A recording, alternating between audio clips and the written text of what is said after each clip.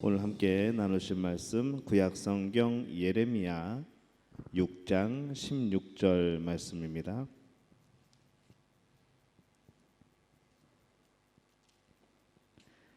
예레미야 6장 16절 말씀.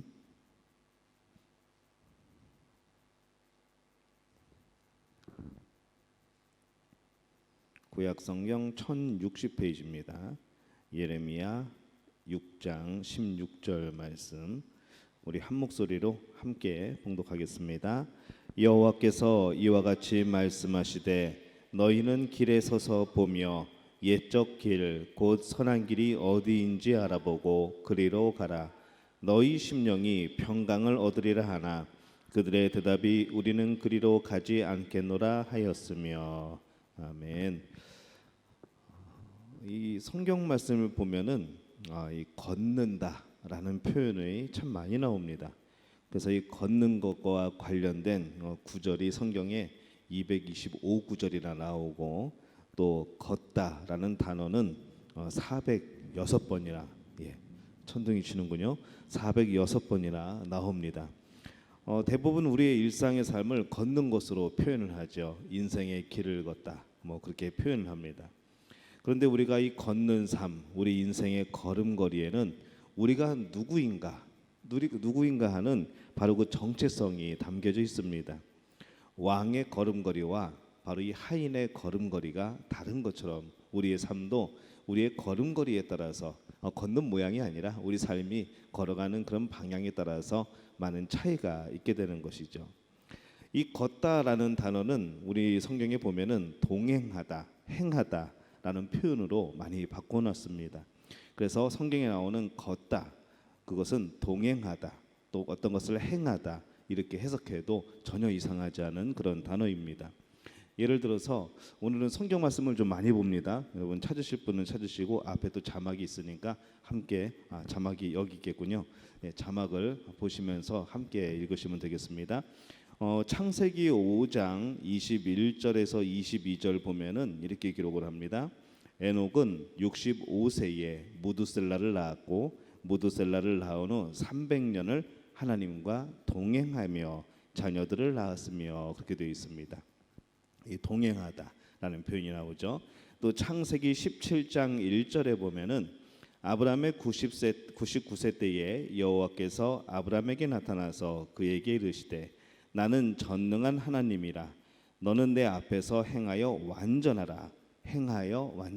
이렇게 말씀을 하죠. 또 레위기 18장 4절에 보면은 너희는 나의 법도를 쫓으며 나의 규례를 지켜 그대로 행하라. 나는 너의 하나님 여호와니라. 이렇게 말씀을 합니다. 시편 84편 11절에 보면은 여호와 하나님은 해요 방패시라. 여호와께서 은혜와 영화를 주시며 정직히 행하는 자에게 좋은 것을 아끼지 아니할 것입니다. 정직히 행하는 자, 바로 이 행하다라는 단어가 나오죠. 또 이 바울은 에베소서 5장 8절에 너희가 전에는 어둠이더니 이제는 주 안에서 빛이라. 빛의 자녀들처럼 행하라. 이렇게 나와 있습니다. 우리에게 믿음으로 또 사랑 가운데서 빛의 자녀로 행하라. 이렇게 말씀을 합니다. 그래서 이 성경에서 걷다라는 표현이 나오는 구절들을 살펴보면은 예수의 이름으로 살아가는 사람들이 그 어떤 걸음을 걸어야 되는지, 어떤 모습으로 살아야 되는지, 어떤 마음을 품고 어떻게 동행해야 되는지, 바로 그러한 모습이 나타납니다. 바로 이 걷다라는 단어, 동행하다, 행하다, 이 단어 안에서 우리가 살아야 될 우리의 모습이 담겨져 있다는 것이죠. 먼저 성경은 지혜자들과 함께 걸으라 라고 말씀을 합니다. 잠언에 보면 특히 이 말씀이 많이 나옵니다. 잠언 1장 10절, 혼자 읽으니까 심심합니다. 같이 읽으시죠. 시작. 내 아들아, 악한 자가 너를 꾀일지라도 따르지 말라. 잠언 1장 15절, 내 아들아, 그들과 함께 길에 다니지 말라. 내 발을 금하여 그 길을 밟지 말라. 잠언 4장 14절, 시작. 사악한 자의 길에 들어가지 말며 악인의 길로 다니지 말지어다. 잠언 13장 20절, 지혜로운 자와 동행하면 지혜를 얻고 미련한 자와 사귀면 해를 받느니라. 그래서 이 잠언서에 보면 성경은 지혜자들과 이 지혜 있는 사람들과 함께 걸으라, 악인들과 멀리 떨어져 살아라라고 말씀을 합니다. 요즘 말로 하면은 친구들에게서 또 동료들에게서 인정받으려고 하나님을 멀리하지 말라는 그런 이야기입니다. 근데 우리는 거꾸로 하죠. 하나님을 멀리해서라도 친구에게, 동료에게 인정받으려고 합니다.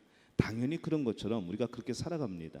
교회 안에서는 하나님을 가까이하고 세상을 멀리하는 것처럼 그렇게 우리 자신이 생각하고 그렇게 산다고 생각을 하지만은 막상 우리가 사회에 나가 보면은 우리는 정반대 삶을 사는 거죠. 친구들과 동료들에게 인정을 받으려고 오히려 하나님을 멀리하게 되는 그런 삶을 살아갑니다. 그 죄를 범하지 말라는 말씀이 이 잠언서에 잔뜩 나오게 되는 것이죠. 그래서 빌립보서 3장 17절에서 18절 보면은 바울이 이렇게 한탄을 합니다. 형제들아, 너희는 함께 나를 본받으라. 그리고 너희가 우리를 본받은 것처럼 그와 같이 행하는 자들을 눈여겨보라. 내가 여러 번 너희에게 말하였거니와 이제도 눈물을 흘리며 말하노니 여러 사람들이 그리스도의 십자가의 원수로 행하느니라. 이렇게 말씀을 합니다. 분명히 하나님 안에서는, 교회 안에서는, 바로 우리 모임 안에서는 하나님의 자녀로서 행하고 걸어갔는데 이들이 세상에 나가서 그들과 함께 이 죄 가운데서 행하는 모습을 보면서 오늘 바울은 눈물을 흘리며 말한다라고 말씀을 합니다. 여러 번 이야기했다고 하죠. 그것을 무엇이라고 하는가 하면은 그리스도의 십자가의 원수로 행한다고 말을 합니다. 그런데 우리도 모르게 이 십자가의 원수로 살아갈 때가 참 많습니다. 우리를 통해서 그 십자가가 드러나야 되고 그 십자가에 우리가 함께 못 박혀 예수님이 사시고 나는 예수 안에 살아가는 그런 삶을 살아야 될 터인데 우리는 자꾸 십자가의 원수가 되는 삶, 오히려 십자가를 멀리하는 삶을 살아갈 때가 많은 것이죠.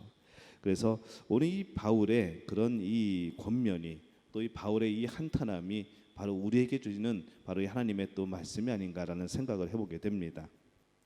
근데 이 십자가의 원수로 행하지 않기 위해서는 늘 우리는 하나님을 두려워할 줄 아는 그런 지혜 있는 사람들과 함께 교제를 해야 되는 것이죠. 하나님을 두려워할 줄 알아야 됩니다. 또 여러분이 그런 지혜로운 자가 되어야 하죠. 여러분은 하나님을 두려워하십니까? 그냥 무서운 하나님, 그것이 아니라 이 하나님을 경외하는 것이죠. 하나님의 위대하심에 바로 그것을 두려워하는 겁니다. 또 우리가 예수의 이름으로 살아가는 사람들의 걸음에 대해서 성경은 처음에는 지혜자들과 함께 걸으라라고 말씀을 하셨는데 두 번째는 여호와를 경외하며 걸으라라고 말씀을 합니다. 지혜로운 사람들과 함께 걸으면서 또한 여호와를 경외하는 가운데 걸어가야 된다라고 말씀을 하는 거죠. 사도행전 9장 31절에 보면은 이렇게 말씀을 합니다. 그리하여 온 유대와 갈릴리와 사마리아 교회가 평안하여 든든히 서가고 주를 경외함과 성령의 위로로 진행하여 수가 더 많아지니라. 이렇게 말씀을 합니다. 주를 경외하는 것, 성령의 위로로 함께 동행하고 함께 걷는 것, 그렇게 될 때에 이 놀라운 부흥의 역사가 나타난 겁니다. 이 세상에는 하나님을 두려워하지 않는 사람들이 참 많습니다. 전혀 하나님을 두려워하지 않죠. 죄를 지면서도 너무나도 당당합니다. 범죄하면서도 그것이 잘못됐다거나 양심에 부끄럽다거나 그렇지 않은 모습을 우리가 참 많이 봅니다. 하나님의 그런 권능, 하나님의 심판을 전혀 두려워하지 않는 사람들이 세상에 참 많습니다. 그들에게 하나님은 두려움의 대상이 아니죠. 오히려 조롱의 대상이고 오히려 무시하는 대상입니다. 근데 오히려 우리 크리스찬들은 어떻습니까? 하나님을 두려워합니다. 근데 우리가 고백하는 하나님은 어떤 하나님인가 하면은 나를 사랑하시는 하나님, 나를 위해서 독생자 그 아들까지 내어주신 하나님, 바로 그 사랑의 하나님이라고 고백을 하죠. 근데 우리는 또 한편으로는 하나님을 참 두려워합니다. 이 하나님이 얼마나 무서운 분이라는 것을 우리가 아는 것이죠. 그래서 우리는 하나님의 사랑을 알고 있고 그 사랑을 경험하며 살지만은 한편으로는 하나님을 또 경외하는 겁니다. 이 경외한다 하면은 이 무서워한다고 생각할 수 있지만은 조금 다른 의미를 가지고 있습니다.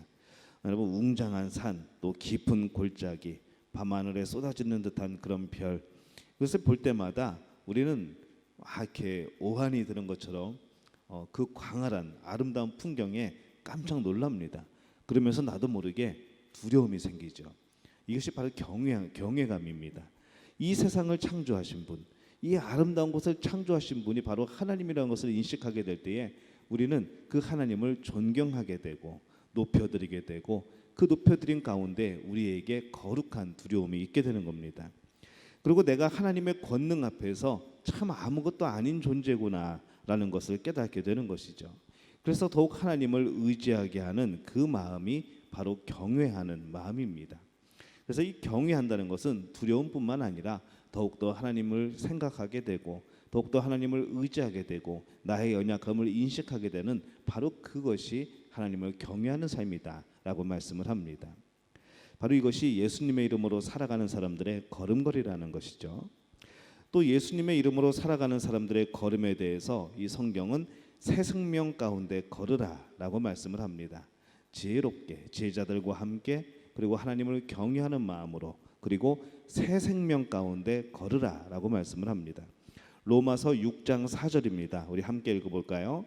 그러므로 우리가 그의 죽으심과 합하여 세례를 받음으로 그와 함께 장사되었나니, 이는 아버지의 영광으로 말미암아 그리스도를 죽은 자 가운데서 살리심과 같이 우리로 또한 새 생명 가운데 행하게 하려 함이라. 새 생명 가운데 행하게 함이라. 이것이 바로 이 새 생명 가운데 걸어가라 라는 말씀인 거죠. 이 구절을 보면은 우리가 예수님을 알게 되면서 일어나는 태도와 행동의 변화가 나옵니다. 그것이 어떤 것인가 하면은 구원을 얻은 이후의 삶은 그 전의 삶과는 전혀 다른 삶이어야 됩니다. 분명히 구원을 받았다고 하는데 전혀 변함이 없는 사람들이 있습니다.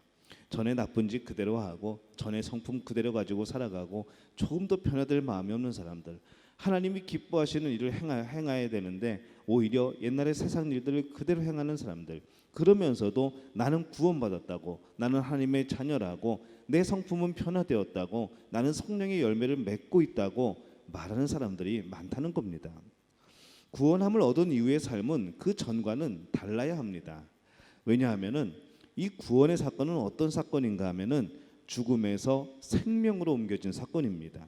절망에서 소망으로, 미움에서 사랑으로, 다툼에서 화평으로 옮겨진 사건입니다. 이 놀라운 사건인데, 이러한 사건 속에서 우리가 변화가 없다는 것은 말이 안 되는 것이죠.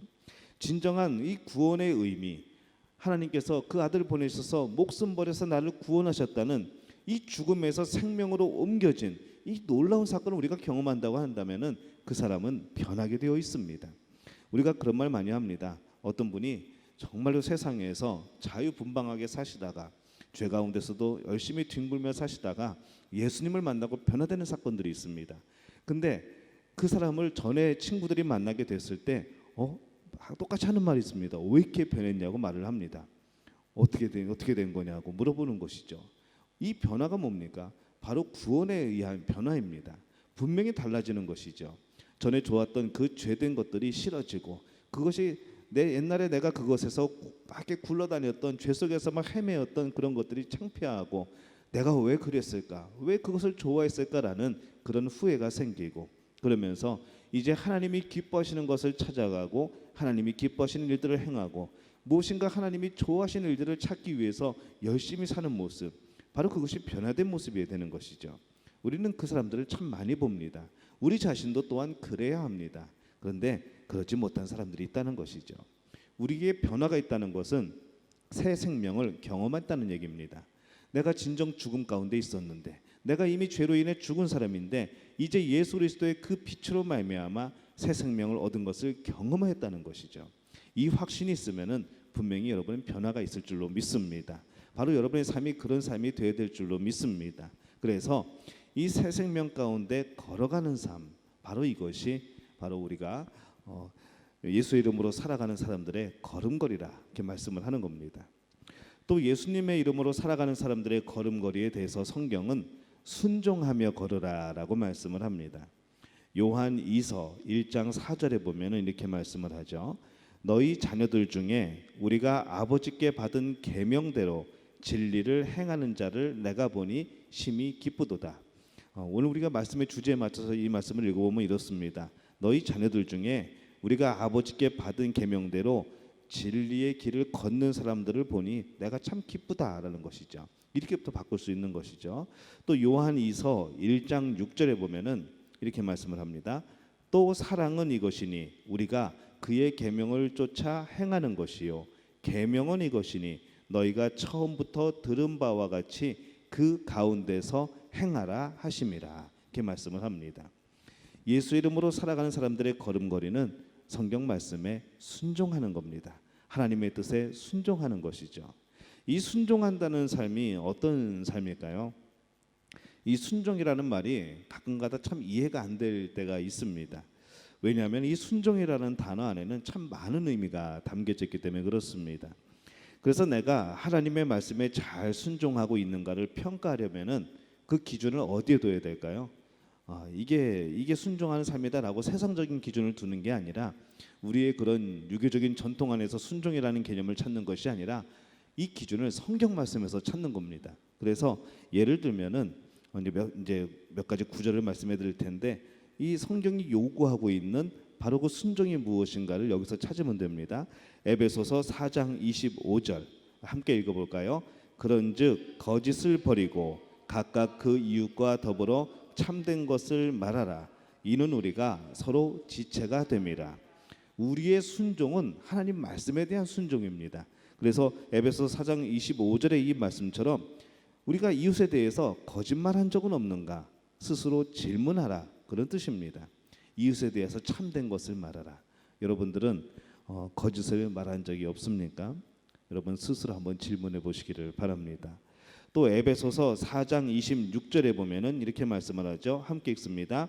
분을 내어도 죄를 짓지 말며 해가 지도록 분을 품지 말고 이렇게 말씀을 합니다. 4장 29절도 한번 읽어봅니다. 시작. 무릇 더러운 말은 너희 입 밖에도 내지 말고 오직 덕을 세우는 데 소용되는 대로 선한 말을 하여 듣는 자들에게 은혜를 끼치게 하라. 화를 품고 다른 사람을 대하거나 말로 다른 사람들에게 상처를 준 일이 없는지 한번 생각해 보라는 겁니다. 우리 자신을 한번 살펴보라는 것이죠. 또 잠언 17장 14절입니다. 함께 읽습니다. 다투는 시작은 둑에서 물이 새는 것 같은즉 싸움이 일어나기 전에 시비를 그칠 것이니라. 불필요한 논쟁에 내가 끼어들지는 않았는가? 그냥 그런 논쟁에 끼어들어서 오히려 더 그것이 더 불화가 심해지게 만들어지는 않았는가? 라는 겁니다. 우리의 삶이 그렇지 않은지 살펴봐야 되는 것이죠. 마태복음 6장 25절 말씀입니다. 함께 읽습니다. 그러므로 내가 너희에게 이르노니 목숨을 위하여 무엇을 먹을까 무엇을 마실까 몸을 위하여 무엇을 입을까 염려하지 말라. 목숨이 음식보다 중하지 아니하며 몸이 의복보다 중하지 아니하냐. 이렇게 말씀을 합니다. 물질의 문제로 염려하고 있지는 않은지라고 살펴보라는 겁니다. 또 로마서 12장 16절에 보면은 이렇게 말씀합니다. 함께 읽습니다. 서로 마음을 같이하며 높은 데 마음을 두지 말고 도리어 낮은 데 처하며 스스로 지혜 있는 채 하지 말라. 오늘 내가 겸손하게 살았는가? 오늘 내가 겸손한 사람들과 함께 어울렸는가? 이것을 찾아보라는 것이죠. 또 말라기 3장 10절입니다. 함께 읽습니다. 만군의 여호와가 이르노라. 너희의 온전한 11조를 창고에 들여 나의 집에 양식이 있게 하고 그것으로 나를 시험하여 내가 하늘 문을 열고 너희에게 복을 쌓을 곳이 없도록 붙지 아니하나 보라. 하나님 앞에 나에게 주신 물질 모두가 하나님의 것이라고 고백하며 11조의 물을 드렸는가?